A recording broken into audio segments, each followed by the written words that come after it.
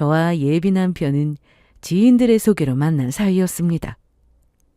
우연히 제 사진을 본 예비 남편이 소개를 해달라고 부탁했고 건너 아는 지인들의 연락을 통해 저에게 연결이 된 것이었죠. 이렇게 만나게 된 예비 남편의 첫인상은 호감이었습니다. 수려한 외모에 나긋나긋한 말투, 거기에다 매너까지. 호감이 가지 않는 것이 힘들 정도의 모든 여성들이 바라는 이상형에 부합하는 남자였습니다. 그런 남편이 저도 마음에 들었고 저희의 만남은 그렇게 시작되었어요. 다들 그러하듯 2년의 연애 동안은 아무런 문제가 없었습니다. 그렇다 보니 예비 남편의 청혼도 기쁘게 받아들였고 결혼까지도 무사히 할 수 있을 거라 생각했죠. 다들 그러는 것처럼요. 그런데 저의 결혼 준비는 처음부터 삐그덕거리기 시작했습니다. 예비 시댁에 첫인사를 드리러 가는 그때부터요. 결혼을 약속했으니 양가 부모님을 찾아뵈어야 했고 우선 예비 시댁에 가게 되었습니다. 선물을 준비해야 하는데 취향을 모르니 예비 남편에게 물어보니 예비 시모가 그릇을 좋아한다고 하더라고요. 저는 예비 시모가 좋아하는 라인의 그릇 세트를 준비해 예비 시댁으로 갔습니다. 그런데 예비 시모와 이야기를 나눠보니 제가 어떤 선물을 준비해서 간다고 한들 그 마음에 들지 않았을 거란 느낌이 딱 오더라고요. 제가 내민 선물엔 시선 한번 주지도 않고 구석으로 휑 밀어넣더니 제가 앉자마자 한다는 말이 이것이었으니까요. 요즘엔 아무리 남편 아내 할 거 없이 가장 노릇을 한다지만 난 그렇게 생각하지 않는다. 자고로 집안에서 여자가 너무 똑 부러지고 기가 세면 남편 기가 다 죽는 법이야. 집에서 그렇게 기가 죽어 지내는데 나가서 일을 제대로 하겠니? 도대체 무슨 말을 하려고 서론이 이렇게나 기나 생각했습니다. 첫 만남 첫 대화부터 이런 이야기가 나올 거란 생각도 못했던 터라 당황스럽기도 했고요. 이런저런 이유로 저는 대답 없이 예비시모의 말을 듣기만 했고 예비시모는 한 번에 숨을 고르더니 이런 말을 꺼내놓더군요. 그러니까 내가 하고 싶은 말은 결혼하게 되면 너한테 있어 1순위는 남편 내조가 되어야 한다는 말이야. 그리고 살림도 나한테 다시 배우고 들어보니 요리 학원도 다녔고 웬만한 반찬은 다 할 줄 안다고 하긴 하던데 우리 집 식성에 맞춰 다시 배워야 하지 않겠니? 일주일에 한 번 정도 우리 집에 와서 배워. 저로서는 기분이 몹시 언짢았습니다. 예비 남편은 대기업에 다니고 저도 대기업은 아니지만 제법 이름 있는 회사에 다니며 제가 일하는 분야에선 저도 꽤나 알아주는 사람이었어요. 일에 대한 애정과 커리어에 대한 목표가 분명했고 결혼을 해서도 일을 포기할 생각이 전혀 없다는 뜻을 누누이 말했었습니다. 자기하고 결혼하는 건 좋은데 혹시나 결혼하고 나면 내가 일을 포기해야 하고 이런 일이 생기는 건 아니겠지? 그럴 일이 뭐가 있어. 내 일 내가 알아서 하고 당신 일은 당신이 알아서 하는 건데 집안일도 마찬가지야. 요즘 맞벌이하는 부부들은 집안일도 절반씩 딱 나눠서 한다더라. 그러니까 그런 걱정하지 마. 출산하고 나서도 마찬가지야. 자기랑 나랑 나눠서 육아휴직하면 되고 말이야. 이렇게 확답을 얻고 시작한 결혼 준비인데 예비 시모의 뜻은 전혀 달랐으니까요. 예비 시모는 일도 열심히 하면서 남편도 조금 더 신경을 쓰란 투의 말이 아니었습니다. 예비 시모의 말은 결혼하게 되면 제 일은 무조건 뒷전으로 미루고 남편의 뒷바라지가 우선이 되어야 한다는 뉘앙스를 강하게 풍기는 강요에 가까웠어요. 그러니 제 기분이 어떻겠어요? 심지어 결혼 이야기를 하기 위해 첫인사를 하러 온 자리에서 이런 말을 들었으니까요. 당연히 표정이 점점 굳어졌습니다. 좀처럼 표정 관리가 되지 않더라고요. 예비 남편을 사랑하고 결혼까지 하고 싶었지만 이런 시댁이라면 결혼을 포기하는 것이 맞지 않을까 하고 생각이 문득 들던 순간이었습니다. 눈알이 돌아가게 눈치를 살피던 예비 남편이 입을 열었어요. 아, 엄마, 요즘에 어떤 세상인데 그런 말을 해. 요즘엔 누가 누구의 뒷바라지를 해주고 그런 시절이 아니라니까. 시절이 어떻든 우리 아들은 무려 대기업씩이나 다니는데 당연히 집에 있는 여자가 뒷바라지를 해줘야 회사에서 승승장구할 거 아니야. 제가 다니는 회사는 대기업도 아니라면서. 그러면 더 잘 나가는 남편 뒷바라지를 당연히 해줘야 할 거 아니야. 엄마, 회사가 중요한 게 아니라고 했잖아. 영선이도 영선이가 일하는 분야에서 서로 못 데려가서 안 다릴 정도로 실력자야. 당연히 나도 돈도 더 잘 벌고 말이야. 아이, 어쨌든 누가 누굴 챙기는 시절이 아니라 각자 알아서 잘 챙기면서 살아야 한다고. 엄마처럼 그런 거 바라잖아? 나한테 아무도 시집 안 온다고. 예비 남편은 조금 과하다 싶을 정도로 예비 시모를 나무라기 시작했고, 예비 시모는 아들이 그렇게 나오니 더는 그런 이야기를 꺼내지 않더군요. 그렇게 찝찝한 마음으로 첫인사는 끝이 났고 예비 남편이 저를 집으로 데려다주는 차 안엔 정막만이 흘렀습니다. 생각이 참 많더라고요. 저는 창밖을 보며 아무런 말도 하지 않았고 그런 제 손을 잡고 예비 남편이 먼저 입을 열었습니다.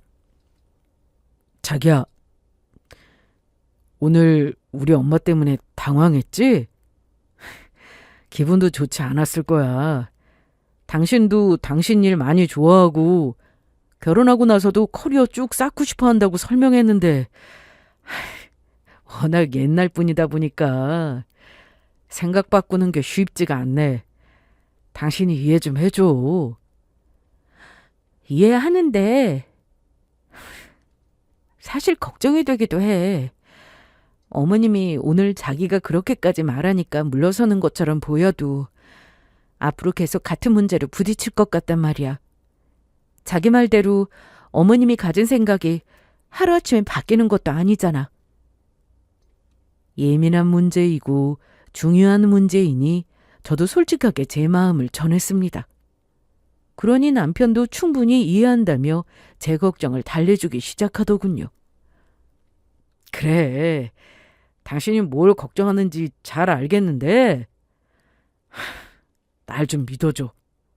내가 엄마가 다신 그런 말 하지 못하도록 더 제대로 이야기할게.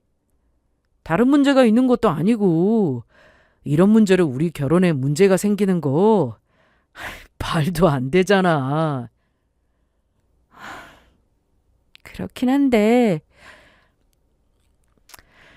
그래, 알겠어. 자기 믿을 테니까 자기 집은 자기가 알아서 잘 이야기해줘. 같은 문제로 또 이야기 나오는 일 없도록 말이야. 저는 일단 예비 남편을 믿어보기로 했습니다. 알아서 하겠다고 말하는 남편의 눈에 확신이 있었고 예비 남편의 말대로 이런 이유로 결혼을 없던 일로 하고 헤어지는 것은 저한테도 너무 가혹한 일이 될 것 같았거든요. 그렇게 첫 만남 이후 저는 부딪히는 일 없이 결혼 준비만 잘하면 될 거라고 생각했어요. 그런데 계속 생각지도 못한 문제가 생겨나기 시작하더라고요. 그 시작은 신혼집이었습니다. 저는 사실 예비 남편을 만나기 전까지만 해도 혼자 살 생각도 있었던 사람이었어요. 그렇다 보니 자금이 마련되는 대로 혼자 살고자 30평대 아파트를 먼저 마련한 후였고 그 안에 살림도 알아서 다 채워넣은 뒤였습니다. 침대나 소파 등 이런 것들만 바꾼다면 신혼살림으로 부족함이 없을 정도였죠. 꼭 남자가 집을 해와야 한다는 관념에 얽매이고 싶지도 않았고 살던 집이 여러모로 괜찮았기에 예비 남편에게 제안했어요. 혹시 우리 신혼집 따로 구할 필요 없이 우리 집에서 시작하는 건 어때? 웬만한 거 다 준비되어 있고 둘이 살기에도 딱 괜찮잖아. 정말? 다야 좋지. 그렇지 않아도 집을 어떻게 해야 하나, 예세나 맞는 집이 있긴 할까 걱정이었는데 난 좋아. 예비 남편은 너무 좋다며 기뻐했고, 그렇게 저희는 제가 살던 집에서 새로운 시작을 하기로 했습니다. 식구가 늘며 필요하게 된 가정가구는 당연히 남편이 마련하기로 했고요. 그래봤자 침대, 소파, 식탁, 김치 냉장고 정도가 끝이었는데 고작 이런 것들을 채워넣으며 집 명의에 관해서 이야기를 꺼내놓더라고요. 그러면 우리 명의 바꾸는 건 혼인신고하고 난 뒤에 해야 하겠지? 명의를 바꾸다니? 그게 무슨 말이야? 내가 가정가구 해서 들어가잖아. 그러면 당연히 집 공동명의 해줘야 하는 거 아니야? 남자가 집하고 여자가 혼수 채워넣으면 다들 공동명의 하잖아. 도대체 어디서 저런 말도 안 되는 해괴망측한 소리를 듣고 와서 이토록 뻔뻔한 요구를 하는 것인지 제 상식으로는 도무지 알 수가 없었습니다. 더욱 어이가 없는 건 제 질문을 마주한 예비 남편음의 그 난 아무것도 몰라요 하는 무해한 표정이었습니다. 정말로 다른 의명한 뜻 하나 없이 그저 남들이 다 그렇게 하니까 우리도 당연히 그렇게 해야 하는 거 아니냐는 듯한 그 순진무구한 표정 말입니다. 저는 최대한 짜증이나 화를 내지 않으려 노력하며 차분하게 이야기했어요. 자기야, 대체 누가 당연히 그렇게 한대? 아니야. 우리가 반반 결혼하는 것도 아니고 자기가 채워넣은 가정가구라고 해봤자 1,000만 원도 안 되잖아. 그런데 공동명의를 바라는 건 좀 아니지. 결혼할 사이에 득실 따지는 건 그렇지만 내가 너무 손해잖아. 그런가? 주변에서도 그러고 엄마도 결혼하면 집은 공동명의를 해야 한다고 하니까 당연히 그런 줄 알았어. 기분 나빴으면 미안. 별다른 뜻이 있었던 건 아니야. 기분이 나쁘다기보다 솔직히 좀 황당하긴 했어. 하여튼 다른 사람들은 다른 사람들이고 나는 공동명의는 한 번도 생각해 본 적이 없으니까 자기도 그렇게 알고 있었으면 해. 예비 남편은 주변이라는 단어에 더 힘을 주긴 했지만 저는 딱 알 수 있었습니다. 예비 시모가 뒤에서 입김을 넣었음을요. 어머님이 뭐라고 그랬냐. 그런 말을 고지고대로 듣지 않았으면 좋겠다는 등 하고 싶은 말은 많았어요. 그런데 한편으로는 굳이 그런 말까지 해야 하나 싶기도 하더라고요. 이미 공동명의는 말도 되지 않고 절대로 해줄 수 없다는 제 뜻을 다 전했으니까요. 아마 그때부터 다시 마음이 흔들리기 시작했던 것 같아요. 5년 중에 이것이 정말 끝이 아닌 시작에 불과하다는 걸 느끼고 있었으니까요. 그땐 그 느낌을 애써 외면했고 결혼 날짜에 맞춰 결혼 준비를 계속 진행하게 되었습니다. 가장 걱정이었던 집이 해결되었고 자잘한 허례허식은 생략하기로 합의가 끝난 상황이었으니 남은 것은 결혼 반지 정도였어요. 사치스럽고 괜한 예물이나 폐물은 다 생략하고 결혼 반지만 소박하게 나눠 끼기로 진작 약속했었으니까요. 물론 예비시댁과 친정에서도 허락을 받은 일이었고요. 그런데 또 예비시모가 말을 바꾸기 시작했습니다.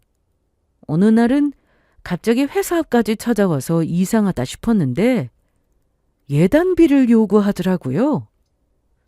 내가 곰곰이 생각을 해봤는데 아무래도 예단비를 좀 받아야 할 것 같아. 그래도 우리 아들이 대기업 다니는 능력 좋은 아들인데 다 생략한다고 하니까 주변에서 이상하게 생각하더라니까. 우리 아들한테 문제라도 있는 건 아니냐고. 내가 금이야 오기야 키운 아들인데 남들한테 그런 해괴망측한 오해를 받게 둘 수는 없지 않겠니? 당연히 제 입장에선 기가 막혔습니다. 제가 권하긴 했지만 어쨌든 제가 30평대 아파트를 해서 시집을 가는 건데 그 욕심, 참 끝이 없다는 생각에 절로 들었죠. 하지만 그다지 좋지 않은 관계를 더 악화시키고 싶지는 않더라고요. 그래서 부글부글 끓는 마음을 가라앉히며 최대한 차분하게 답을 해주었습니다. 이미 다 합의가 끝난 이야기잖아요. 그리고 남들이 뭐라고 하는 게 무슨 상관이에요. 우리만 아니면 되지. 글쎄, 너는 상관이 없을지 몰라도 나는 상관이 있다니까. 그래서 내가 간단하게 예단 목록 좀 생각해 봤는데 가장 기본적인 명품 가방이랑 친척들 이불, 옷 정도면 대충 체면치레는 할 수 있을 것 같아. 그러니까 굿말 말고 3천만 원 정도만 딱 깔끔하게 준비해 와. 상의나 합의가 아닌 통보로 대화를 딱 마무리해버리더라고요. 무슨 수를 써서라도 저에게 예단비를 받아내야겠다고 결심을 하고 온 사람과 대화를 더 해봤자 싸움밖에 더 되겠어요? 일단 저는 이렇다 할 대답을 하지 않은 채 예비 시모와 헤어졌습니다. 그리고 혼자 조용히 생각하니 이건 그냥 넘길 문제가 절대 아니란 생각이 들었어요. 돈이 문제가 아니었어요. 이미 합의가 다 끝난 일을 이런 식으로 막무가내로 통보하는 것을 보아하니 앞으로도 자기 기분대로 상황을 좌지우지하며 저를 휘두르려 할 것이 뻔히 보였으니까요. 당연히 예비 시모의 뜻대로 예단비를 해줄 생각이 전혀 없었지만 예비 남편을 만나기로 했어요. 예비 남편의 생각이 궁금했거든요. 그날 저녁 예비 남편을 만났고 예비 시모에게 들은 모든 이야기를 전하며 물었습니다. 어머님은 3천만 원 달라는데 자기 생각은 어때? 내가 진짜 그 돈을 줘야 한다고 생각해? 제 물음에 예비 남편은 우물쭈물 하더니 제 눈치를 보며 어이없는 대답을 내놓더라고요. 그 정도는 하는 게 좋지 않을까? 사실 자기랑 우리 엄마 사사건건 부딪히고 있긴 하잖아. 내가 엄마한테 자기 편 들면서 잘 이야기하고 있긴 하지만 엄마도 많이 섭섭할 거야. 그러니까 이번엔 자기가 한 수 접어주면 안 돼? 그 정도는 해줄 수 있잖아. 그러니까 당신은 내가 어머님 뜻대로 예단비를 해줬으면 한다는 건데? 응, 그냥 간단하게 결혼 전에 우리 엄마한테 점수 따는 값이라고 생각하면 되잖아. 고작 3천으로 앞으로 결혼 생활이 편하다는데 당신한테 손해보는 일은 아니지 않아? 예비 남편의 말이 어찌나 황당한지 이야기를 듣는 내내 콧방귀가 절로 나오더군요. 아니, 제가 어디 팔려나가는 사람도 아니고 왜 저만 예단비까지 가져다 바치며 잘 보여야 하는 겁니까? 예비 남편의 논리대로라면 저도 어디 가서 꿀리는 사람이 아닌데. 예비 남편 역시 우리 집에 잘 보여야 하니 돈을 가지고 와 잘 봐달라고 아부 정도는 떨어야 하는 거 아닌가요? 예비 남편의 어이없는 논리에 제대로 긁힌 저는 정색을 하며 모든 결혼 준비를 처음으로 되돌리자고 했습니다. 아, 그래? 그러면 우리 그냥 제대로 다 하자. 일단 내가 지금 사는 내 집은 세 줄 테니까 그런 줄 알아. 어? 예단비 이야기하다가 갑자기 그 이야기는 왜 나와? 집은 왜? 왜긴 왜야? 자기가 말하는 사사건건에는 공동명의도 문제가 된 거 아니야? 일단 원래 하려고 했던 대로 반반씩 돈 내서 신혼집 구해. 그러면 당연히 공동명의 해야 하니 명의 문제 해결될 거고 예단비도 해줄 테니까 자기 집에서도 제대로 딱 맞춰서 해줘야 할 건 다 해줘. 제가 이야기하는 내내 표정이 조금씩 굳어지던 예비 남편은 제 말이 끝날 무렵엔 대놓고 정색을 하고 있더군요. 2년 연애 동안 한 번도 본 적 없었던 굳은 표정의 예비 남편은 표정만큼이나 목소리에도 불만이 가득한 내색을 감추지 않으며 저를 타박하듯 쏘아붙였습니다. 자기는 일을 꼭 이렇게까지 크게 키워야겠어? 그냥 우리 엄마 주변 체면 생각해서 예단비 좀 챙겨달라는 건데 그걸 가지고 아예 결혼 준비를 처음부터 새로 엎어버리자는 식으로 나오면 어떡하자는 거야? 예단비를 달라는 게 그런 말 아니었어? 예단 예물 생략하자는 건 결혼 이야기 나오자마자 서로 합의 본 상황이었어. 그런데 그걸 이제 와서 바꾸자는 건 준비를 처음부터 다시 하자는 말이나 마찬가지잖아. 아니지. 그런 게 아니라 우리는 그저 체면만 좀 세우게 해달라는 거잖아. 아까부터 체면 이야기 하는데 그런 걸로 치면 내 체면은 어떻게 할 건데? 나는 당신한테 시집가면서 집도 해가고 있어. 그런데 예단비까지 해달라고? 자기 집에서 바라는 건 체면치레가 아니라 욕심이라는 생각은 안 해? 일 키우고 있는 건 내가 아니라 자기 집이야. 난 그저 공평하게 하자는 것뿐이고. 평소라면 저도 적당한 선에서 끝냈을 겁니다. 하지만 그날은 도저히 적당히가 되지 않더라고요. 저는 끝까지 제 뜻을 굽히지 않고 오목조목 따지고 들었고 예비 남편은 꿀먹은 벙어리처럼 침묵을 선택하더군요. 아니, 할 말이 있었어도 입을 다물어야만 하는 상황이었을 거예요. 거기에서 끝까지 자기 엄마 뜻대로 해달라고 우겼다간 집이 날아가게 생겼다는 걸 잘 알고 있었을 테니까요. 한참 침묵을 유지하던 예비 남편은 한숨으로 침묵을 깬다 싶더니 이런 말을 꺼내놓았습니다. 그래, 알겠어. 자기 뜻 잘 알겠고 이번에도 내가 엄마한테 가서 잘 이야기해볼게. 그런데 이번 건은 내가 아무리 잘 이야기해도 엄마가 많이 섭섭해하실 거야. 그건 나도 어떻게 해결해줄 순 없으니까 그 정도는 자기가 감당해. 결국 그날 예비 남편과 저는 얼굴을 붉힌 채 헤어지게 되었습니다. 그렇게 집으로 돌아오니 그 어느 때보다 진지하게 고민이 되더라고요. 이 결혼을 정말 하는 게 맞는 것일까? 단지 결혼을 준비하는 과정일 뿐인데 몇 번의 갈등이 있었던 건지 지금도 이런데 결혼을 하고 나면 더 심하진 않을까 등 좋았던 2년의 세월 때문에 앞으로 남은 수십 년의 내 인생을 통째로 망치는 길을 선택하려는 건 아닌지 생각이 많아졌습니다. 그렇게 깊게 고민하는 사이 어느새 결혼식이 2달 앞으로 성큼 다가와 있더군요. 청첩장도 다 돌렸고 식장 예약에 주변 정리까지 다 끝난 마당이라 신중에 신중을 가해야만 하는 그야말로 피가 마르는 심정이었죠. 인생이 걸린 선택 앞에서 고민을 거듭하는데 하필이면 명절이 다가왔습니다.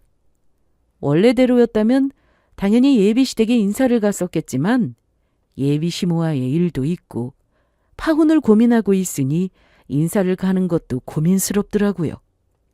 이런저런 생각에 머리가 지끈거리던 참에 다른 사람도 아닌 예비시모에게서 연락이 왔습니다. 이번 명절에 우리 집에 올 거지? 너무 일찍 오지 말고 천천히 오려무나. 아, 그리고 특별히 좋아하는 음식이 있니?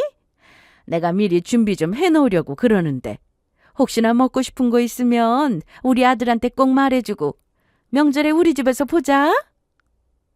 상냥한 목소리의 예비시모는 처음이라 조금 당황스럽기도 했습니다.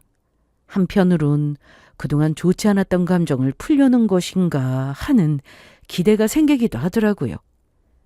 그렇게 명절은 되었고 저는 예정대로 예비시댁에 가게 되었습니다. 처음 인사드리러 갔을 때와는 달리 예비시모는 제가 준비한 선물도 잘 받아주고 뭘 이런 걸 준비했냐며 고맙다는 말까지 하더라고요. 그리고 식사 대접도 제대로 받았습니다. 당연히 설거지는 제가 했고요. 예정대로 식사를 마치고 집으로 돌아가려는데 예비시모가 저를 붙잡고 늘어지더라고요. 그러지 말고 자고 가.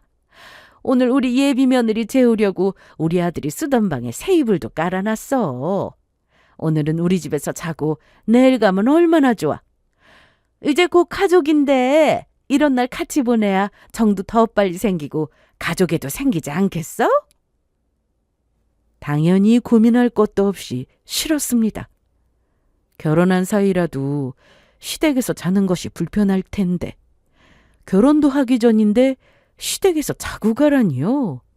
저는 멋쩍은 웃음을 지은 후 거절을 하려고 했어요. 그런데 그때 예비 남편이 제 팔을 잡아 끌더니 이렇게 속삭이더라고요. 그냥 자고 가면 안 돼? 자기 오면 덥게 한다고 우리 엄마 며칠 전에 시장 오가면서 이불 골랐었어. 그 이불 직접 다 빨고 볕 좋은 며칠 내내 말렸고 불편한 거 아는데 그냥 자고 가. 이렇게 말하는데 차마 싫다는 말을 할 수가 없었습니다. 하는 수 없이 저는 예비시댁에서 자고 가기로 했고 늦게까지 예비시모의 끝없는 수다를 듣느라 새벽이 되어서야 그 빌어먹을 새 이불을 덮을 수 있었습니다. 정신이 아득해져 쓰러지듯 잠이 든지 도대체 얼마나 지났을까요? 아직 밖은 시커멓고 해도 뜨지 않은 황당한 시간에 누군가 제 몸을 거칠게 흔들어 깨우기 시작했습니다. 극심한 피로감에 눈도 제대로 뜨지 못하고 끙끙거리자 급기야 제 팔을 툭툭 때리는 손길까지 더해지더군요. 당연히 깜짝 놀란 저는 눈을 번쩍 떴고 저를 내려다보는 예비시모와 눈이 딱 마주쳤습니다. 어머님, 왜 그러세요? 무슨 일 있으세요? 혹시 집에 무슨 큰 불이라도 난 건가 싶어 다급하게 물었습니다. 그러자 예비시모는 당연하다는 듯 이런 명령을 하더라고요. 우리 집 며느리 안 될 거냐? 빨리 일어나서 밥 안 차려? 순간 제가 꿈을 꾸고 있나 싶어 귀를 의심했습니다. 해도 뜨지 않은 한밤중에 밥상이라니요. 그것도 아직 남남이나 다름없는 예비 며느리에게 벌써 시집살이를 시키다니. 제 상식선에선 도무지 이해가 가지 않는 상황이었으니까요. 네? 이 꼭두 새벽에 밥을 차리라고요? 꼭두 새벽은 무슨... 벌써 5시다.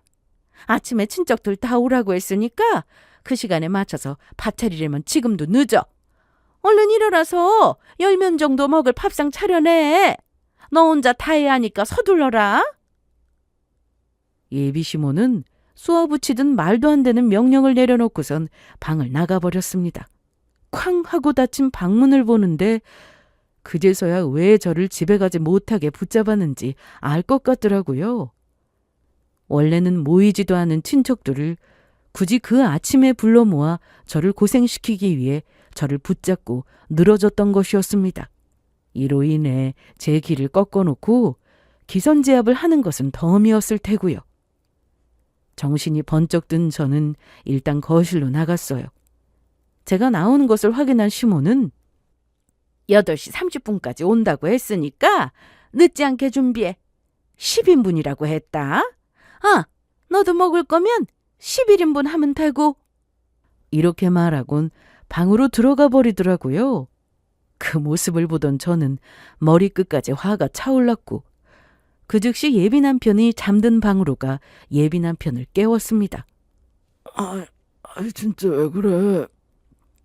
아직 해도 안 떴는데 왜 사람을 깨우고 난리야. 나 어제 늦게 잤단 말이야. 예비 남편은 짜증을 냈고 저는 그보다 더 큰 짜증을 내며 상황을 알렸어요. 그때까진 예비 남편은 그 상황을 전혀 알지 못한다고 생각했으니까요. 그런데 제 말을 들은 예비 남편은 통쾌하다는 듯 미소를 보이며 이렇게 답하더군요. 내가 말했었잖아. 우리 엄마가 많이 섭섭해할 건데 그 뒷감당은 네가 다 하라고 말이야. 지금 이 일이 내가 말했던 그 감당해야 할 일 중에 하나이지 않겠어? 자고 가라고 했을 때 이 정도는 눈치를 챘어야지. 보아하니 예비 남편도 이미 예비 시모와 한통 속인 듯 했습니다. 제 화는 점점 더 극에 다다르고 있었고 치밀어 오르는 화를 억누르며 이를 꽉 깨물고 따져 물었어요. 지금 그걸 말이라고 해? 나 아직 이 집 며느리 아닌 거 잊었어? 너랑 나 아직 결혼 안 했다고. 그런데 내가 왜 이딴 취급을 받아야 해? 아니, 이딴 취급을 받고도 내가 참을 거라고 생각해? 왜? 이제 와서 결혼 물리게? 청첩장 다 돌렸고 결혼 50일 남았는데? 괜히 아집 부리지 말고 얼른 가서 밥이나 차려. 괜히 시간 내에 못 차려서 혼이나 나지 말고 점수 딸 기회니까 맛있게 잘 차려봐. 콧방귀까지 끼어대는 예비 남편의 모습을 보는데 그 머릿속에 훤히 들여다 보이는 것 같았습니다. 이미 모든 결혼 준비는 끝난 상태였고 저희가 결혼한다는 사실을 모르는 사람이 없었습니다. 그러니 본인들이 어떤 행동을 해도 제가 절대 파혼하지 못할 거라 확신했던 것입니다. 마침 명절이라는 핑계로 저를 집에 붙잡아 두고 고생은 고생대로 시키면서 기까지 단단히 죽여놓을 판을 처음부터 짜놓았던 것이었죠. 싫은데? 왜 나만 점수를 따야 하는 건데?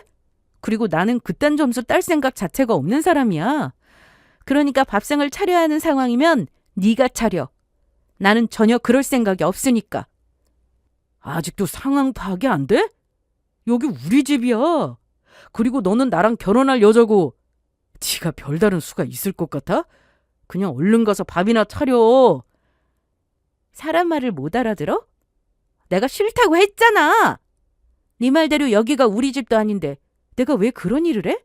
난 절대 못해. 야, 지금 자존심 부리다가 또 무슨 꼴을 당하려고 그래? 삼천 아끼려다 지금 이 모양 이 꼴 당하면서도 배우는 게 없어? 더 험한 꼴 당하기 전에 지금부터라도 그 자존심 버리고 기어. 그 순간 대기업 직장에 수려한 외모까지 갖춰 더없이 완벽해 보였던 예비 남편의 쪼잔하고 치졸하기 짝이 없는 추악한 본 모습이 적나라하게 드러났습니다. 그리고 확신이 섰습니다. 지금 파혼하지 않으면 반드시 이혼하게 될 거라는 확신이요.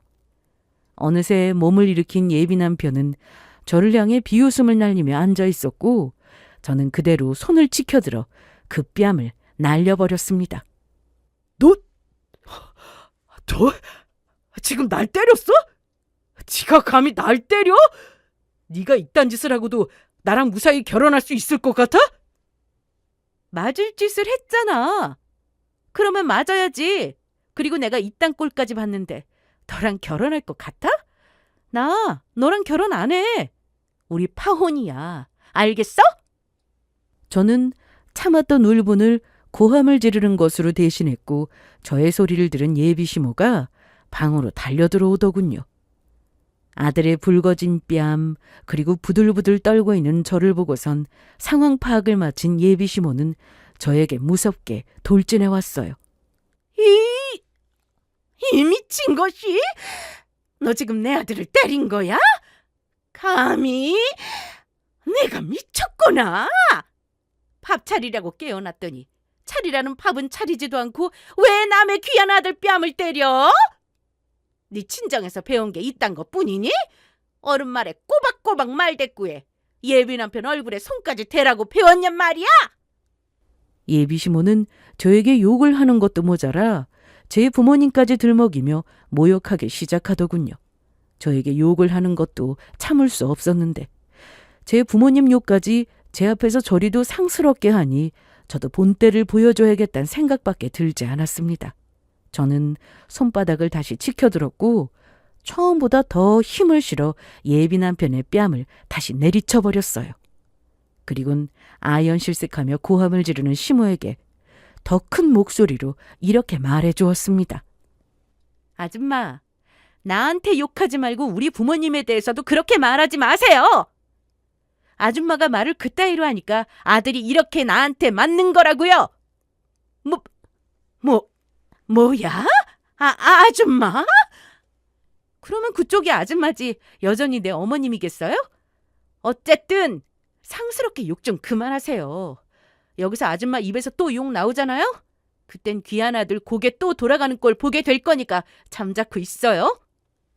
장소도 예비 시댁에다가 쪽수로도 제가 밀리는 상황인데도 불구하고 제가 한 짓이 있어서인지 예비 시모는 입을 꾹 다물더라고요.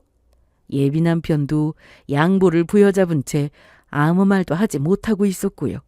저는 그런 두 사람을 천천히 훑은 후 예비 남편에게 시선을 고정한 채 다시 한번 마지막이라는 제 뜻을 전했습니다. 마지막으로 하는 말이니까 잘 들어. 우리 이젠 끝이야. 파혼이라고. 결혼 준비하면서 든 비용은 알아서 청구할 거니까 준비하고 있어. 내가 먼저 연락하기 전까지 나한테 연락할 생각도 하지 말고. 파혼하자고 하면 내가 겁이라도 낼 줄 알아? 나도 너처럼 손버릇 나쁘고 기만 센 여자랑 결혼할 생각 없다고. 그리고 이혼이든 파혼이든 남자보다 여자가 더 손해라는 걸 몰라? 나중에 후회하면서 다시 매달리지나 마. 절대 안 받아줄 거니까.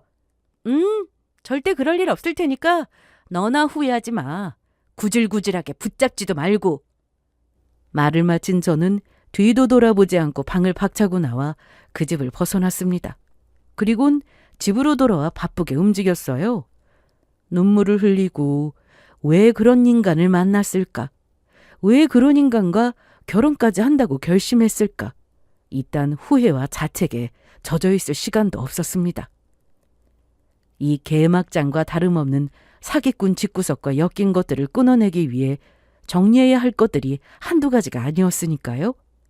집으로 돌아오자마자 우선 부모님께 파혼 사실과 예비시댁에서 있었던 일을 전부 말씀드렸어요. 제 이야기를 들은 부모님께서는 저보다 더 환해주시며 그까지 결혼 안 해도 되니 더 큰 지역으로 걸어 들어가기 전에 제 발로 걸어 나와줘서 고맙다고 제 손을 꼭 잡아주시더라고요. 이렇듯 부모님의 지지를 얻은 저는 예식장부터 시작해 결혼을 위해 준비했던 모든 것을 취소해 나가기 시작했어요. 그런 과정에서 위약금을 물어야 하는 것도 있었기에 손해가 이만저만이 아니더라고요.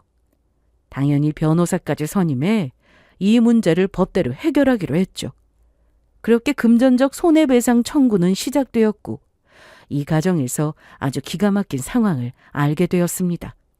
그건 바로 전 예비시댁이나 전 예비 남편에겐 이 위약금조차 물어낼 돈이 없다는 것이었어요.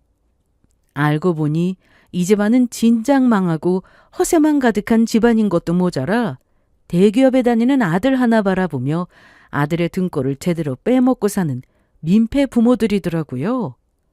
한마디로 겉만 번지르르 하고 속은 텅 빈 빚 좋은 개살구 집안이었던 것입니다. 더 경악스러운 것은 이 인간들이 공동명의와 예단비에 그토록 집착했던 진짜 이유였어요. 그래서 공동명의에 집착을 하고 예단비까지 받아내려고 했던 것이었어요. 당장 결혼 준비를 할 돈조차 모자르니 제게 예단비를 뜯어내 쥐들 급한 불부터 끄며 숨통을 트이려고 했던 것이었고 집을 공동명의로 돌려놓는 순간 저도 모르게 집을 담보로 대출을 잔뜩 받아 지들 집안 빚을 갚으려는 극악무도한 계획을 세우고 있었던 겁니다. 제 돈과 제 아파트를 인질 삼아 지들 빚도 갚고 남은 인생 호의호식하겠다는 그야말로 파렴치한 큰 꿈을 꾸고 있었던 것이었죠. 저를 두고 이런 꿈까지 꾸면서도 현실에서는 저를 그토록 무시하고 모욕했다는 사실이 분노를 더욱 끌어오르게 만들었습니다. 그렇게 화가 가라앉을 줄 모르는 사이 소송이 시작되었습니다. 저희 부모님도 전면에 나서서 저를 돕기로 했고 그 과정에서 친정의 형편이 예비시댁이 짐작했던 것보다 훨씬 여유롭다는 사실이 드러나게 되었습니다. 베테랑 변호사 2명을 대동하고 최고급 외제차를 타고 나타난 저희 부모님의 모습에 예비시댁 사람들의 눈동자가 사정없이 흔들리기 시작했습니다. 가만히 두었더라면 돈 걱정 없이 살게 해줄 금동아줄이나 다름없었을 텐데 괜히 나섰다가 복덩어리를 스스로 걷어찼다는 뒤늦은 후회가 얼굴에 고스란히 드러나고 있었죠. 그리고 그때부터 전 시댁 인간들의 행동이 180도 바뀌기 시작했어요.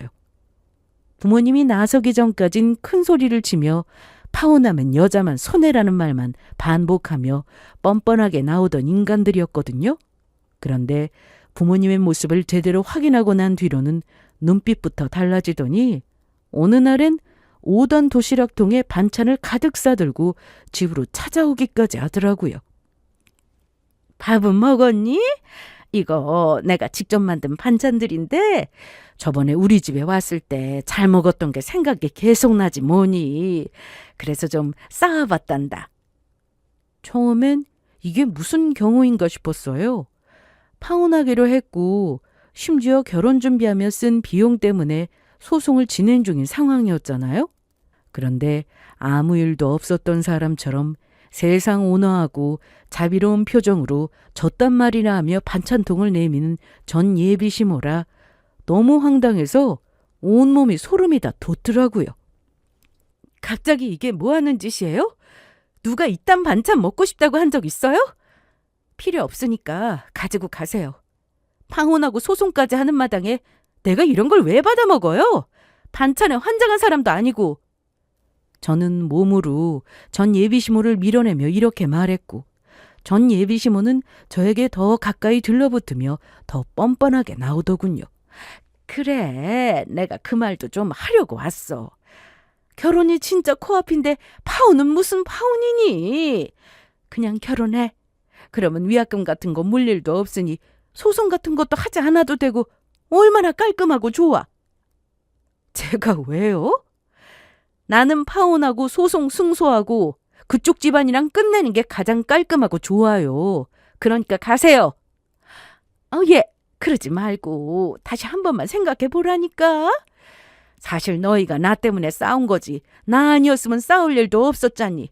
내가 이번 일로 반성 많이 했어. 그러니까 그냥 하기로 한 결혼해. 네가 마음만 돌려주면 앞으로 이상한 요구도 일절하지 않을 건 물론이고 시집살이라고는 없는 시댁이 되도록 할게. 집안일도 일체 신경 쓰지 않도록 반찬도 매주 해다 줄 테고. 전 예비시모는 그 어느 때보다 간절했습니다. 그리고 저는 그 간절한 모습을 보는데 어이가 없어서 웃음이 다 나더라고요. 어깨까지 들썩이며 웃는 저는 가까스로 터져나오는 웃음을 멈추고 전 예비시모를 똑바로 보며 이렇게 말했습니다. 이보세요, 아줌마. 잘 들어요? 난 있잖아요. 그쪽이 주는 건 물 한 잔도 먹고 싶지가 않은 사람이에요. 그쪽 손을 거쳤다는 이유만으로도 구토가 올라올 것 같아서요. 이 정도로 아줌마가 싫은데 가족이 어떻게 되겠어요? 그러니까 꿈 깨고 제발 좀 가세요. 무슨 말을 하든지 간에 아줌마가 바라는 일은 일어나지 않을 거니까. 조금의 틈도 없는 거절에 전 예비시모는 한 발 물러서더라고요. 그리고 그 틈을 한마디도 하지 않고 지켜만 보고 있던 전 예비 남편이 치고 들어왔습니다. 전 예비 남편은 전 예비시모와는 달리 뻔뻔함이 아닌 불쌍함으로 무장한 동정표 작전을 쓰더라고요. 그 자리에서 무릎을 탁 꿇더니 눈물을 주룩주룩 흘리며 간절하게 매달리기 시작했죠. 자기야, 자기가 나한테 실망 많이 한 거 알아. 그날은 나도 엄마가 워낙 섭섭해하기도 하고 하나뿐인 아들 장가 보내면서 자존심도 상해하니까 순간적으로 너무 엄마 생각만 앞섰나 봐. 자기 생각을 제대로 하지 못했어. 정말 내가 미안해. 와닿지도 않는 불쌍한 척에 굳이 대답도 하고 싶지 않더라고요. 눈물까지 질질 짜내며 애원하는 전 예비 남편을 표정 변화 하나 없이 가만히 내려다보기만 했습니다. 회심의 눈물 공격도 통하지 않음을 알아챈 전 예비 남편은 다급해졌는지 그새 작전을 또 바꾸더군요. 이번엔 로맨스 영화에 세상에 둘도 없는 지독한 남자 주인공이라도 된 양 황당한 사랑 타령을 해대기 시작했습니다. 자기야, 제발. 그렇게 무섭게 보지만 말고 나 좀 용서해줘. 나 아직 자기 너무 사랑해. 이렇게 사랑하는데 어떻게 헤어져? 난 자기랑 절대 못 헤어져. 무조건 자기랑 결혼해야 한다고. 사랑? 그래. 그 대단한 사랑을 한 적도 있었겠죠. 그런데 적어도 그 순간만큼은 전 예비 남편이 저를 사랑하지 않는다는 걸 전 예비 남편이 바라는 건 제가 가진 돈과 부모님이 가진 여유로움이라는 걸 너무나 잘 알아 화가 나기도 했지만 한편으로는 화로 흥분되었던 마음이 가라앉으며 상황을 더 냉정하게 보게 되더라고요. 저는 더 차가운 눈빛으로 전 예비 남편을 내려다보며 눈빛보다 더 차가운 쐐기를 박아주었어요. 이 와중에 사랑 타령을 하고 싶니? 설마 이 상황에서 그런 사랑 타령이 통할 거라고 생각한 건 아니지? 아니, 난 진짜 자기를 사랑해서. 사랑 타령 좀 그만하라니까! 왜? 한 대 맞고 싶어서 그래? 그때 네 집에서처럼 맞아야 정신 차릴 거야? 제발 네 몸에 손도 대고 싶지 않으니까 말로 할 때 좀 가. 네 엄마도 잊지 말고 데리고 가고. 이처럼 제 뜻을 확실하게 전했음에도 두 사람은 가지 않고 끝까지 버티더라고요. 전 예비 남편은 여전히 무릎을 꿇고 버티고 있었고 전 예비 시모는 그 자리에 엎드려 대성통곡을 하며 곡소리를 내기 시작했습니다. 두 사람은 말이 통하지 않는 상태였고 저는 더 볼 것도 없이 즉각 휴대전화를 들어 경찰에 신고했어요. 신고하는 순간까지도 설마 하는 눈빛으로 저를 보던 두 사람은 경찰에 끌려가는 그 순간이 되어서야 본색을 드러내며 저에게 원망을 가득 담은 욕을 쏟아내더군요. 참 마지막까지도 어찌나 추한지 미련이 남을 새도 없었네요. 그 후 소송은 제 승소로 잘 마무리되었습니다. 예식장 취소 수수료부터 스드메 위약금 그리고 정신적 피해 보상에 대한 위자료까지 10원짜리 한 장 양보하지 않고 법대로 영혼까지 싹 다 탈탈 털어받아내며 완벽하게 갈라서게 되었죠. 그리고 얼마 후 소식이 들려왔습니다. 전 예비 남편이 다니던 회사에서 잘렸다는 것이었습니다. 소송 기간 내내 멘탈이 무너진 탓인지 업무는 뒷전이었고 크고 작은 실수가 반복된다 싶더니 결국엔 아주 큰 실수를 했다고 하더라고요. 그 덕에 회사에 막대한 손해를 끼쳤고 그 책임으로 나가달라는 통보를 받았다고 했습니다. 그토록 자랑스럽게 내세우던 대기업 직원이라는 타이틀과 그 집안의 유일한 돈줄이 허무하게 사라지는 순간이었죠. 직장을 잃은 것도 모자라 소송 패소로 떠안게 된 금액까지 겹치면서 빚은 점점 늘어나기만 했다고 했습니다. 그러자 그토록 똘똘 뭉쳐 하나처럼 굴던 두 사람은 어느새 서로를 원망하느라 허송세월을 보내고 있다고 하더군요. 어떻게 들어간 회사인데 이렇게 잘리면 어떻게 하자는 거야? 파혼은 파혼이고 일은 일이지. 일도 제대로 못해서 회사에서 잘려? 이제 빚은 어떻게 갚을 거야? 엄마는 그게 나한테 할 말이야? 내가 누구 때문에 파혼하고 누구 때문에 회사에서 잘렸는데 애초에 엄마가 내 결혼에 이러쿵저러쿵 딴지만 걸지 않았어도 내가 이런 한심한 꼴이 될 일이 있었겠어? 빚도 그래. 내 빚이야? 엄마 빚이지? 아들, 네가 말을 그렇게 하면 안 되지. 빚내서 나만 썼어? 너도 썼잖아. 그리고 파혼도 그래. 내가 그렇게 행동하는 게 싫었으면 네가 말렸어야지. 뒤에서 잘한다 손뼉 친 게 누군데 이제 와서 엄마를 원망해? 뭐든 적당했었어야지. 하여튼 다 엄마 탓이니까 엄마가 책임져.